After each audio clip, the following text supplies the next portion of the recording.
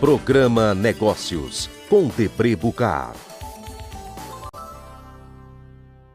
Boa noite, nós damos início a mais um Programa Negócios. O Programa Negócios dessa semana, que vai ao ar na quinta-feira às 22h45, tem a sua reprise toda terça, sábado e domingo, né, que você pode estar nos assistindo pelo canal Metrópole News.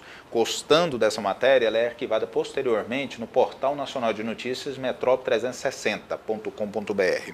Essa noite nós estamos tendo a honra de receber nos estúdios do Programa Negócios o empresário Tiago Matheus Cabasso, no primeiro bloco. E ele vai falar inicialmente da sua história de vida, dar um depoimento muito importante para os empreendedores.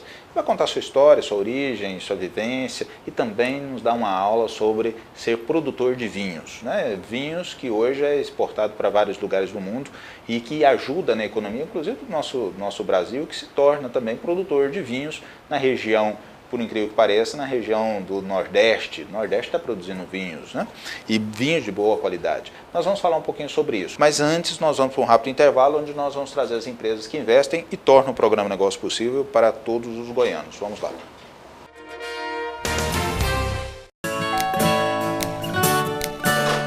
Oi, amor. Trouxe os filmes. Opa! E aí, vamos ver o filme? O que a gente vai assistir? Pensei num romance. Romance? Aproveita e pega o sorvete pra gente.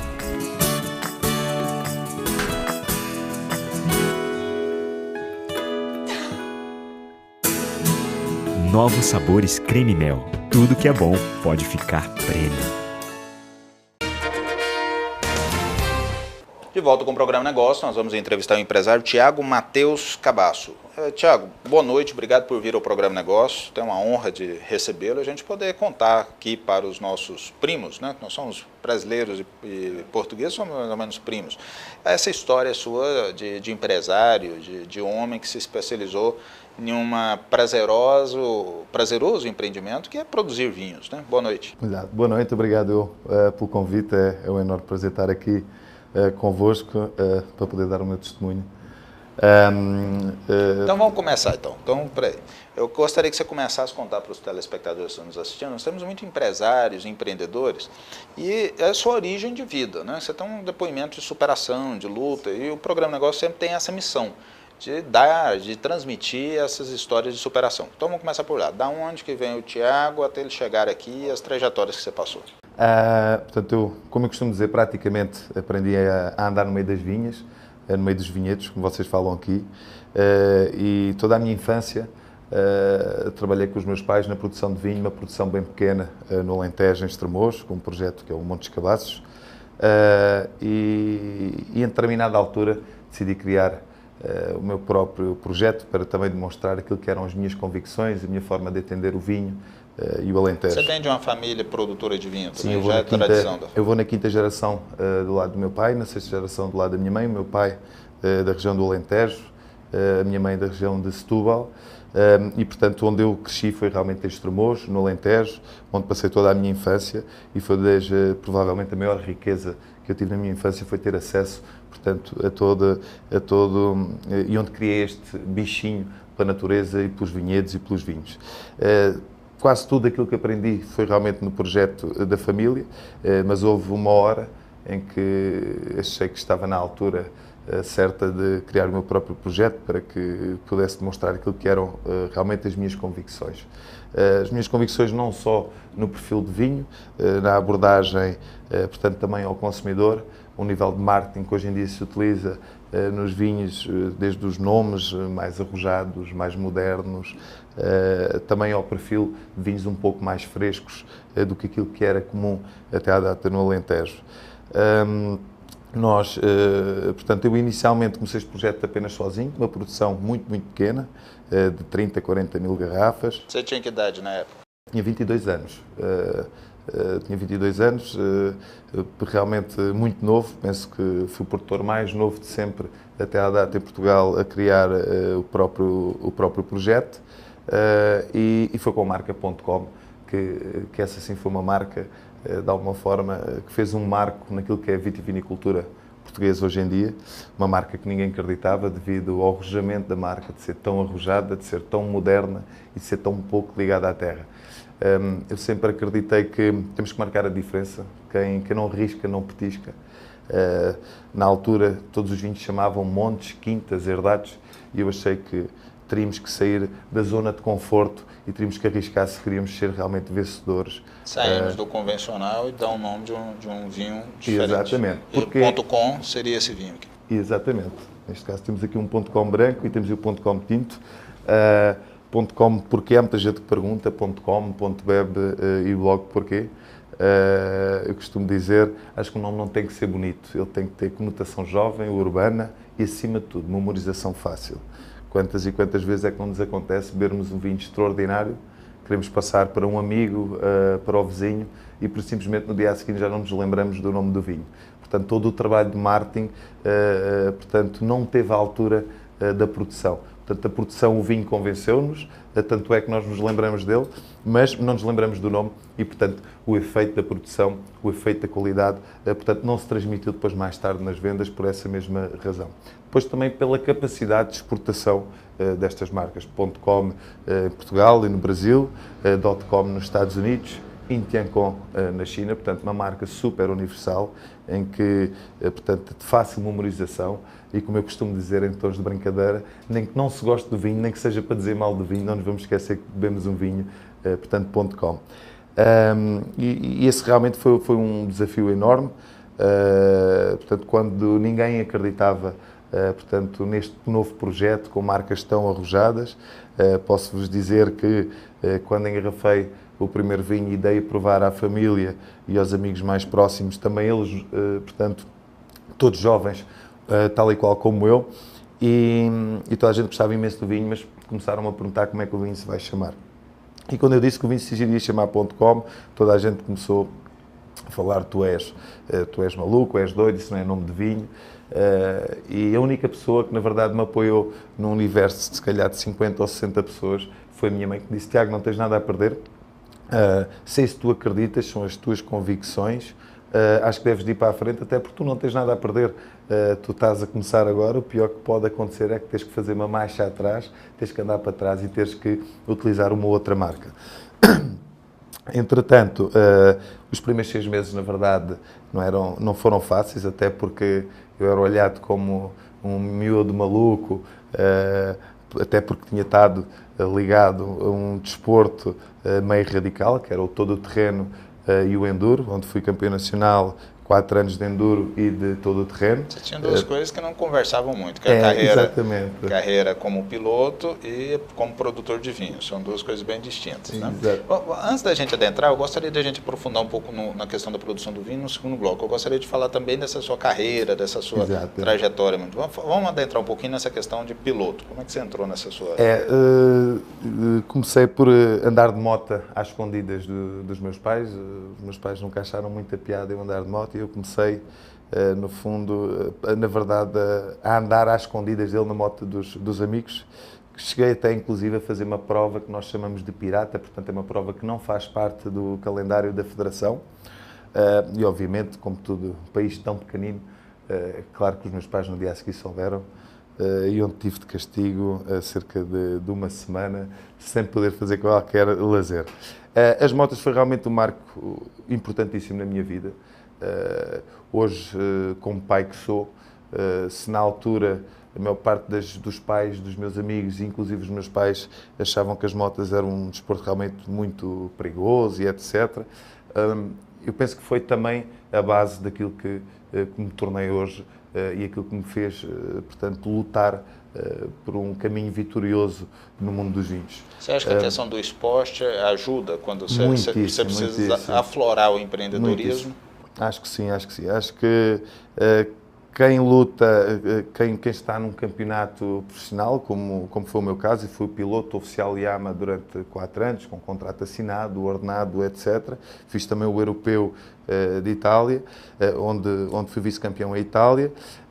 E este espírito vencedor, obviamente, quando encarnei no mundo dos vinhos, portanto, o espírito de vencer, o espírito de ganhar, o espírito de aventureiro, o espírito de querer ser diferente e melhor, portanto, já cá estava. E também penso que grande culpa disso foi o facto de ter estado ligado a um desporto de alta competição, com um profissionalismo enorme por trás, com uma ambição de vencer enorme, tanto minha como de toda a equipa que me rodeava, patrocinadores, mecânicos, etc.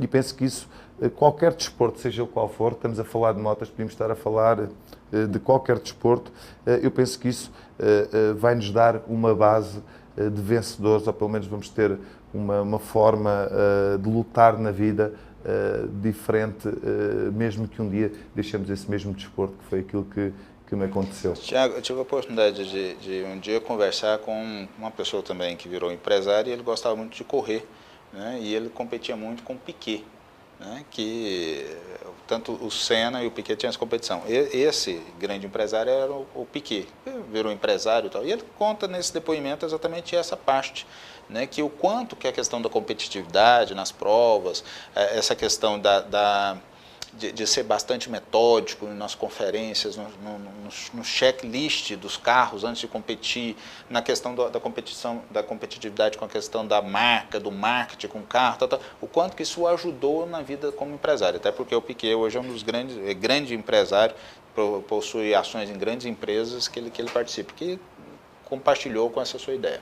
Eu acho que aquilo que, quando se joga numa equipa, portanto, esse espírito também existe e que nós queremos lutar pela nossa posição. No caso do futebol, no dia em que nós não somos convocados, nós vamos para casa mal e vamos querer trabalhar todos os dias para que no dia a seguir venhamos a ser convocados e, se possível, titulares de equipa, não é? Mas em todos os desportos individuais eu penso que isto ainda se nota mais, porque quase tudo depende de nós. Estejamos num dia bom, num dia mau, numa época melhor ou uma época pior. E o facto de não nos podermos desculpar com os colegas, com outros, obriga-nos talvez a assumir mais as nossas responsabilidades, a assumir mais os nossos erros e olhar para eles de uma forma, portanto, de aprendizagem e de levantar a cabeça e ter a capacidade no próximo evento, numa próxima prova, de conseguirmos superar a nós próprios e, neste caso, lutar pelos patamares cimeiros. Também aqui, penso que aconteceu com o Piquet, com certeza a mesma coisa, é o facto de não queremos ser mais uns. Portanto, há espaço para muitos, mas isso não nos contenta, ou seja, isso não nos contenta. Nós queremos realmente ganhar, queremos ser o primeiro. O segundo, embora seja um bom resultado numa prova, num campeonato, ficar em segundo ou ficar em último lugar, é muito, portanto, será muito idêntico, portanto, o sentimento, porque o sentimento é que não conseguimos ganhar, não conseguimos alcançar aquilo que na verdade era o nosso objetivo e que nunca o podemos descurar e que em 99% dos casos a responsabilidade foi nossa. Tiago, nós sabemos que toda história de empreendedor, ela é completa, ela é enriquecida por vitórias e derrotas. Né? Nós sabemos que as vitórias é fácil nós lembrarmos, nós comemoramos, né? E muitas das vezes comemoramos até com vinho as grandes vitórias que nós conquistamos. Mas eu acho que, assim, que o que ensina são as derrotas. E eu, como missão do programa Negócio, eu gostaria que você contasse uma história na sua trajetória, então, de empreendedor, uma história de vitória e uma história de derrota, que pudesse exemplificar essa sua história de sucesso, né? Para as pessoas que estiverem nos assistindo poder ter uma lição de vida. As vitórias são mais do que as derrotas, felizmente, mas são algumas as derrotas em qualquer percurso de qualquer empresário, eu penso. E essas derrotas levam-nos, mais uma vez, a uma aprendizagem daquilo que achávamos que estávamos no caminho certo e, afinal, até não estávamos. Uma das derrotas que tive, por exemplo, foi um lançamento de um vinho que lancei em 2010, um branco doce. Em todo o mundo já ouvimos falar nas colheitas tardias, nos sauternes em França, portanto uvas que são colhidas no tarde, portanto já em passa de uva e onde se fazem aqueles brancos doces que são servidos, com os pâtés, etc. de entrada. E eu fiz um branco doce, como sempre fui uma pessoa irreverente e que não queria ser mais um branco doce comum no mercado, fiz um colheita antecipada. Em vez de fazer um colheita tardia, fiz um colheita antecipada. Esse branco doce, portanto, não tinha a complexidade que um sauterno com colheita tardia tinha, mas, portanto, ele era doce e era mais exuberante, mais aromático do que aquilo que havia no mercado. À partida, tudo me dava sinais que seria um produto único no mercado, e à partida vencedor e também, acima de tudo, diferenciador. A verdade é que eu acho que o mercado, não, tenho a certeza hoje em dia, que eu não quero dizer que esse consumo não apareça daqui a 10 ou 15 anos, mas que ele estava demasiado à frente para aquilo que o mercado absorvia. E foi uma das nossas derrotas. Posso dizer que a empresa, portanto, fez um forte investimento nesse mesmo produto, a nível de comunicação, marketing, etc. E eu acho Mas que o mercado não entendeu a o mercado sua não pressa entendeu em colher essa a uva. proposta, exatamente. Acho que poderia ter continuado a investir mais 5 anos e que o produto não queria ser um produto de sucesso e seria realmente difícil de continuar a sustentar esse mesmo produto até que baixámos os braços, por assim dizer, deixámos-lo de o produzir e levantámos a cabeça e olhámos para outros horizontes e para outros tipos de produtos que nos pudessem vir a dar uma vitória mais cedo e mais rapidamente. Pelo menos você tomou muito desse vinho, então, já que não vendeu, exatamente, pelo menos consumiu-lo. Exatamente, porque nós até queríamos dar o exemplo, não é? Chegava numa festa, mas o que é que estás a beber? Estou a beber este branco da Cia. As pessoas não tinham bem coragem de dizer que propriamente não lhes tinha agradado, mas eu via no olhar delas, mas eu queria, ao mesmo tempo queria continuar a insistir, porque na minha cabeça aquele seria um dos produtos da rampa de lançamento da empresa Tiago Cabasso Wines, e que infelizmente veio-se a demonstrar que não, e que o caminho não seria esse, e que poderá haver espaço no mercado para outros produtos, mas não para isso, com certeza. Esse é um exemplo de ousadia, que às vezes a ousadia não tem aquele momento que a gente espera, né? Estamos adiantados. Uma historiazinha de vitória que você acha que você simplifica a sua vida? Eu acho que a história de vitória, felizmente, como eu disse, foram mais do que as derrotas. A história de vitória foi realmente, portanto, tudo aquilo que eu acreditei desde o início. Eu comecei este projeto com o último ordenado em casa dos meus pais. Os meus pais produziam e produzem hoje em dia cerca de 50 mil garrafas. Eu, com o último ano que fui campeão nacional de todo o terreno, fui campeão nacional apenas por 1 ponto, quando todos os outros anos era campeão com uma margem maior, e digo, bem, está na altura de sair. E um dos prémios que a IAMA me dava, para além do ordenado, tinha os prémios de ser campeão, etc. Foi uma série de motas que me foram cedendo ao longo do ano, e eu agarrei nesse dinheiro e montei a minha primeira empresa, uma empresa de distribuição da família, portanto, para distribuir os vinhos da família, visto que, enquanto trabalhador para os meus pais, enquanto trabalhava por eles, como todo mundo sabe, é difícil trabalhar em família, e são visões diferentes. E foi a partir daí que, passado 2 anos, criei o meu próprio projeto de vinhos.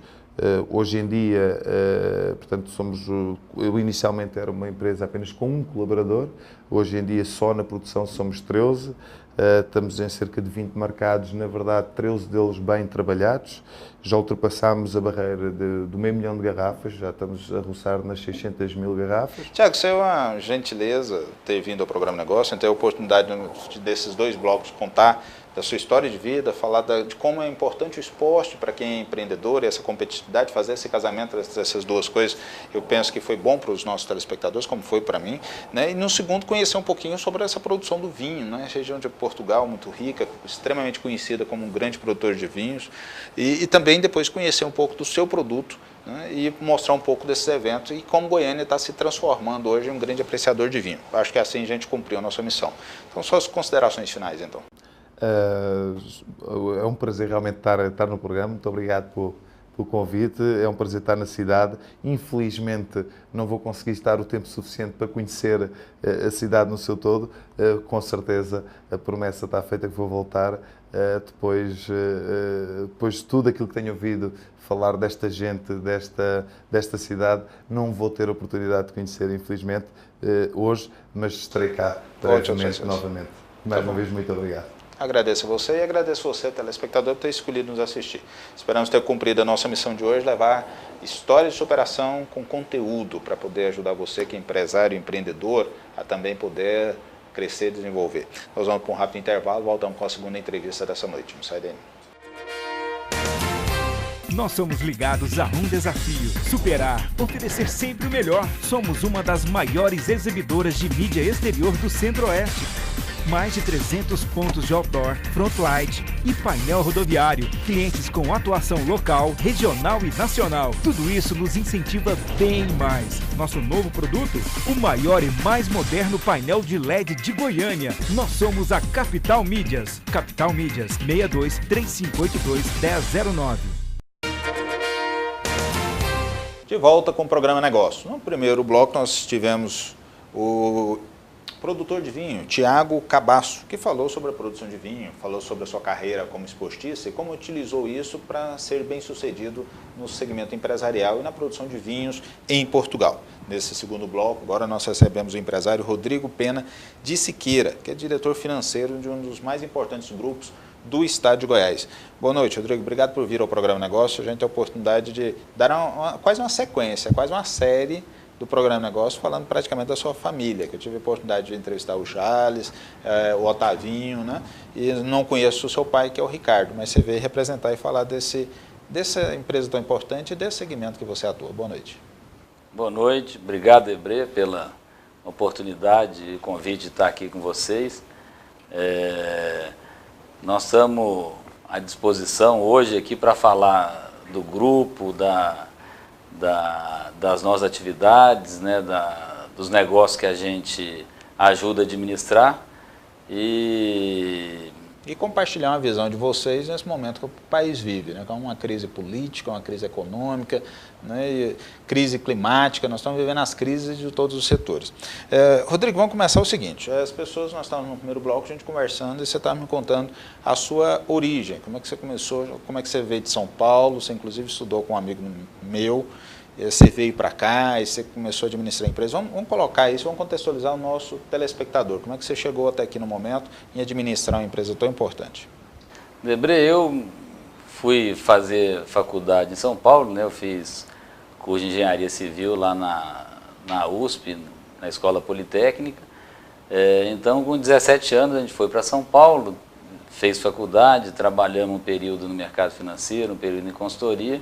Quando foi em 2001, eu não tinha um ano de formado, recebi o convite do Otávio Lage, meu avô, que não está aqui mais conosco, para vir ajudá-lo a implementar um sistema, o sistema SAP, que é um software ERP, né, na empresa que ele presidia naquela época, que era uma cooperativa, que era o Goiás Carne. E a gente aceitou o desafio, né, por 4 meses. 22, 23 anos? Tinha 23. 23 anos. Combinei com meu avô o seguinte: como eu não sei se eu vou gostar e também não sei se você vai gostar do meu trabalho, eu vou pedir demissão aqui, mas eu vou por 4 meses, no final de 4 meses a gente conversa, que era o tempo do projeto. Se a gente continua, né, ou se eu volto para São Paulo, né, voltar para o mercado financeiro. E acabou que depois do projeto, a gente ficou mais uns 2, 3 meses lá no pós-go live, né, desse projeto de implantação do sistema. E num dia, numa reunião de conselho, num domingo, um dos cooperados lá da cooperativa do Goiás Carne na época sugeriu ao Dr. Otávio que me colocasse na direção da empresa. Eu tomei um susto muito grande. Meu avô, na época, gostou da ideia e eu saí da reunião e falei assim: vô, mas assim, eu tenho 23 anos, não tenho uma experiência de gestão ainda. Será que dá para tocar? Será que eu dou conta? Ele falou: não, pode ficar tranquilo que eu sei que você dá conta. Pode ficar. Então ele passou uma confiança e uma responsabilidade muito grande. Então acabou que a gente agarrou aquele desafio para valer. Então agora vamos contextualizar, Rodrigo, como é que tá, quais são as empresas, os ramos de atuação que o grupo onde você faz parte de um conselho, administra de diretor financeiro de outro, tal. Vamos contextualizar como é que está o grupo hoje. O grupo, então, só terminando aí, fiquei esse período no Goiás Carne, nós conseguimos fazer um bom trabalho, a empresa estava numa situação complicada, os cooperados foram pedindo para sair na época, o negócio não estava bom. Mas, graças a Deus, com o trabalho, né, apoio de toda a equipe, dedicação, a gente conseguiu transformar a empresa que não era lucrativa numa empresa lucrativa. Ajudamos a triplicar o faturamento da empresa. Ela virou uma SA E depois o grupo, numa decisão estratégica, no momento que os ativos no setor estavam valendo muito, nós definimos sair desse negócio de frigorífico e concentrar nosso capital, esforços e foco no setor sucroalcooleiro e investir no negócio nosso de borracha, de seringueira. Então hoje, depois do Goiás Carne, nós fomos ajudar na holding do grupo, da família, né, nas atividades de pecuária, seringueira, agricultura, e a gente acabou dando início no grupo numa nova área, que é a área de loteamento, que a gente não participava, e a gente fez alguns empreendimentos nessa parte de loteamento que a gente ajudou a começar essa atividade no grupo também em 2008, 2009 nós começamos. Loteamento lá em Goianésia. A gente fez 3 empreendimentos em Goianésia, temos um na Bahia em andamento e um em Cristalina junto com outros grupos empresariais. E foi isso, e hoje tem 4 anos que a gente também passou a cuidar da parte financeira, da diretoria financeira lá da Jales Machado, junto com mais 3 diretores, né, um deles presidente, que é o Otavinho, que você entrevistou. Então hoje a gente cuida da direção financeira da Jales e também sou diretor da holding lá dessas outras atividades, que é a parte de seringueira, pecuária, junto com meu pai, o Ricardo Fontoura de Siqueira. Fora isso, a gente é presidente de uma cooperativa de crédito lá da região de Goianésia, Coopercred, e sou vice-presidente junto com César Elô, da Piracanjuba, lá na Dial. Então essas aí são as atividades. Uma atividade basicamente política muito importante que a Dial desenvolve. Pois bem, quero abrir esse segundo momento agora para a gente falar então de Brasil. Como é que você está vendo esse momento econômico que nós estamos vivendo? Aonde nós erramos, o que nós podemos fazer para acertar e quais são as suas avaliações e perspectivas para o ano de 2016? Debri, o Brasil, infelizmente, né, está passando por um momento como esse, por falta de planejamento, de gestão, de capacidade, né, do governo de aproveitar o bom momento que o Brasil vinha passando. O governo Fernando Henrique fez reformas importantes e estruturais no Brasil, né?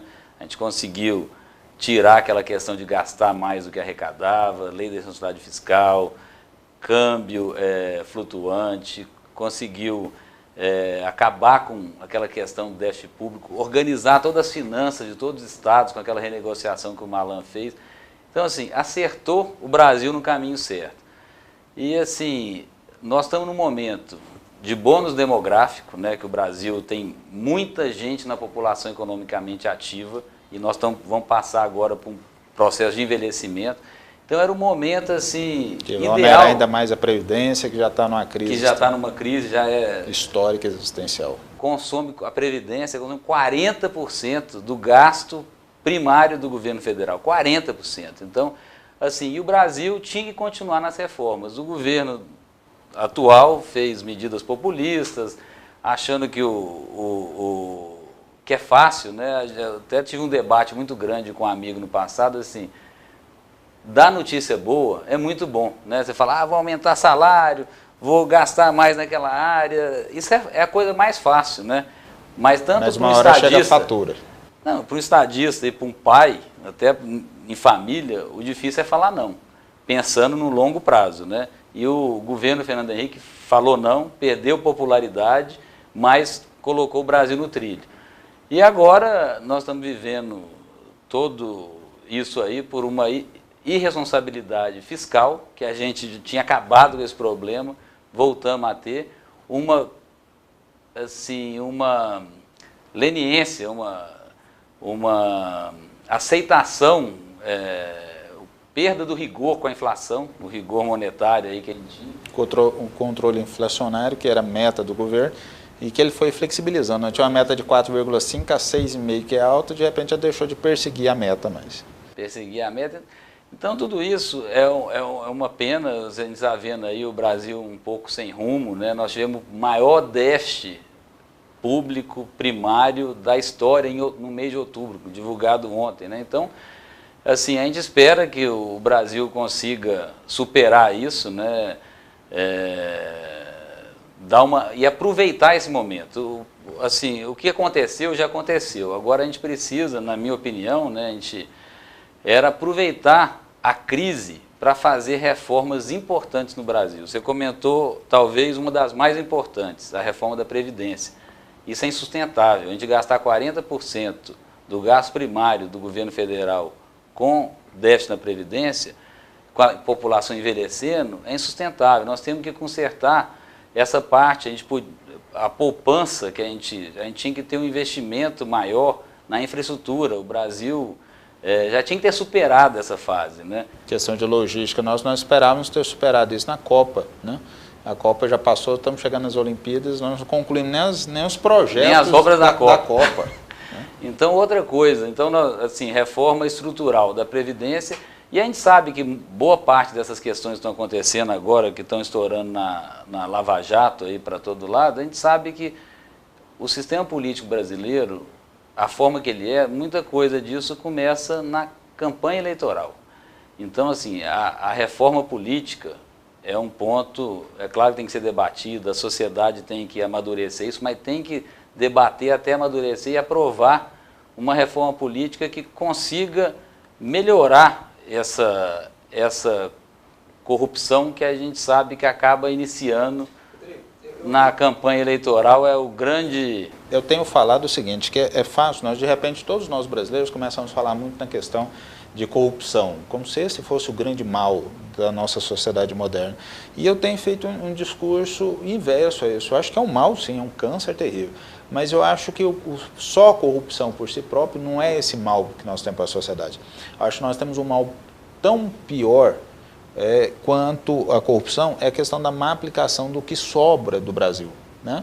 Nós temos obras que já fizeram 40 anos, são 4 décadas, e até hoje elas continuam consumindo dinheiro público, dinheiro seu, do seu imposto, dos seus filhos, dos seus pais, dinheiro que poderia estar sendo revestido se essas obras já estivessem concluídas. Primeiramente, em benefício para a sociedade, que eles já estariam usufruindo. Segundo, que esse poço sem fundo pararia de absorver recursos advindos do imposto e que nós poderíamos converter isso na melhoria da população. Hoje nós não temos condição de fazer isso, então tem que onerar e tributar ainda mais, né?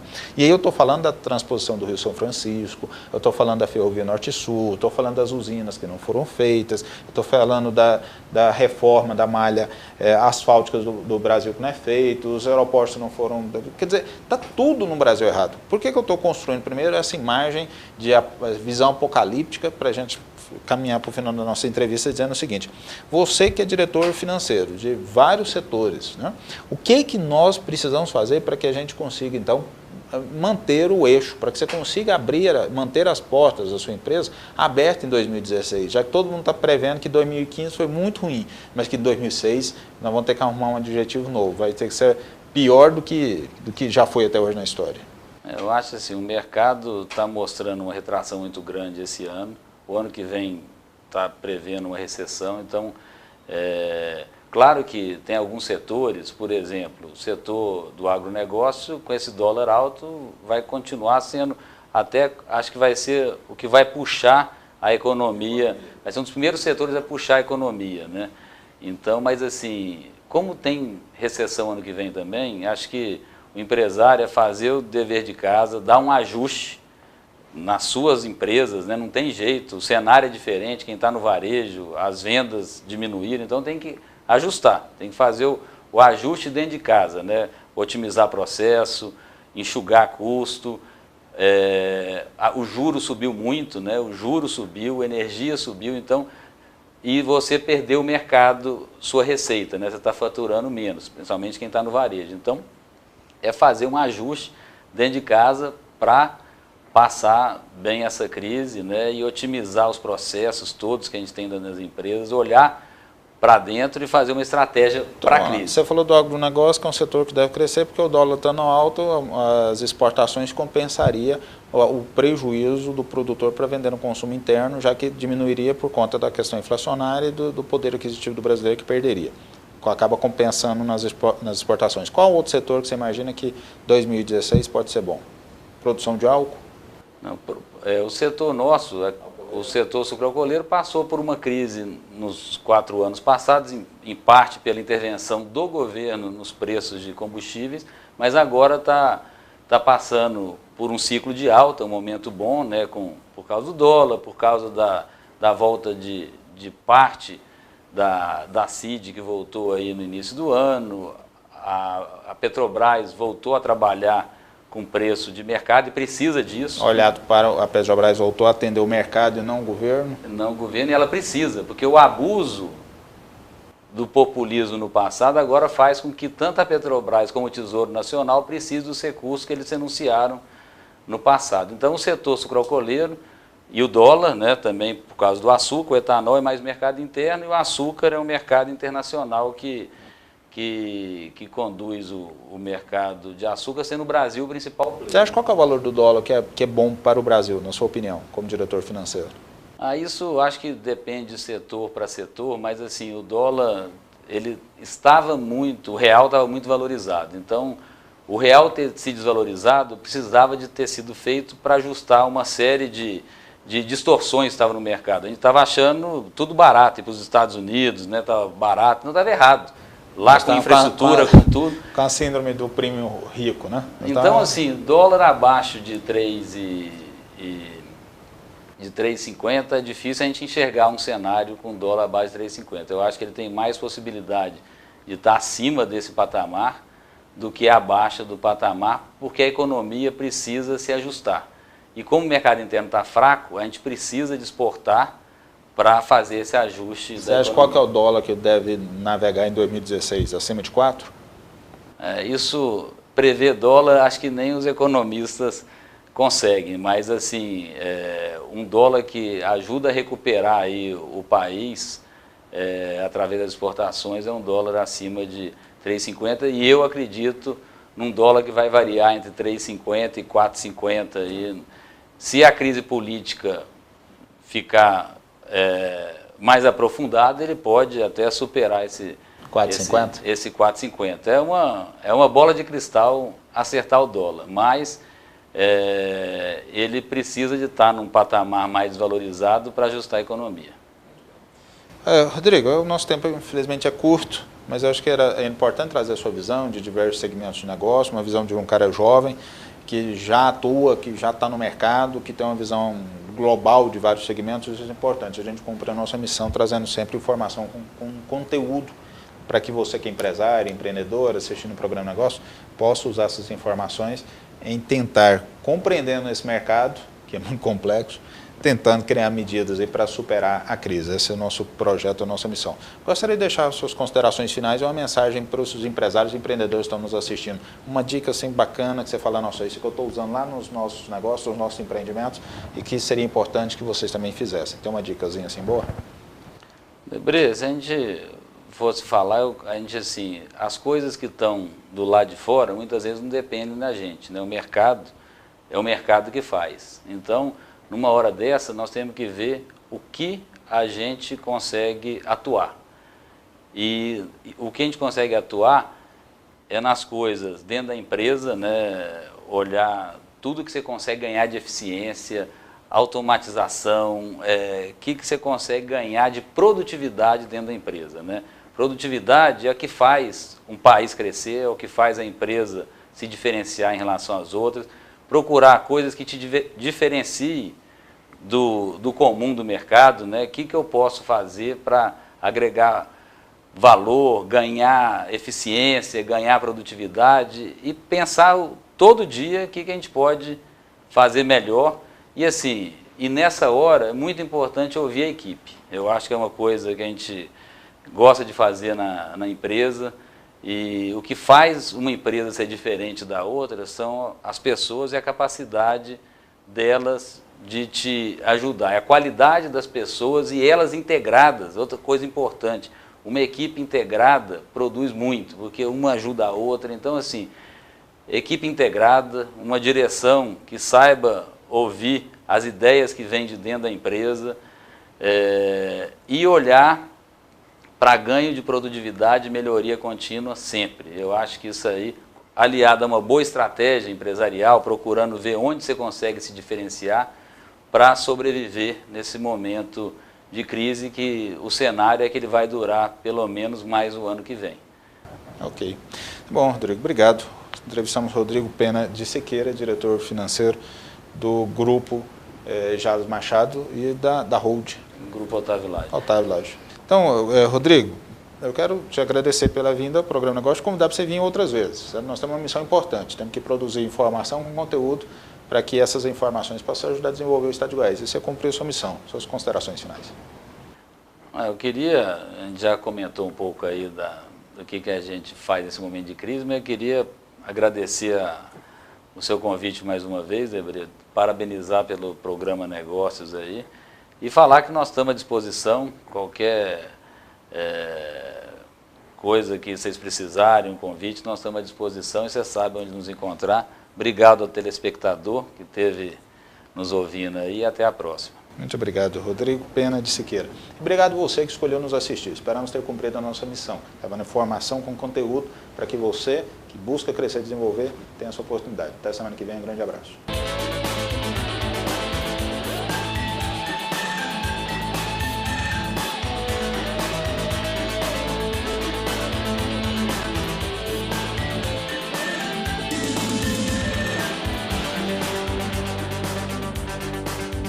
Programa Negócios, com Debré Bucar.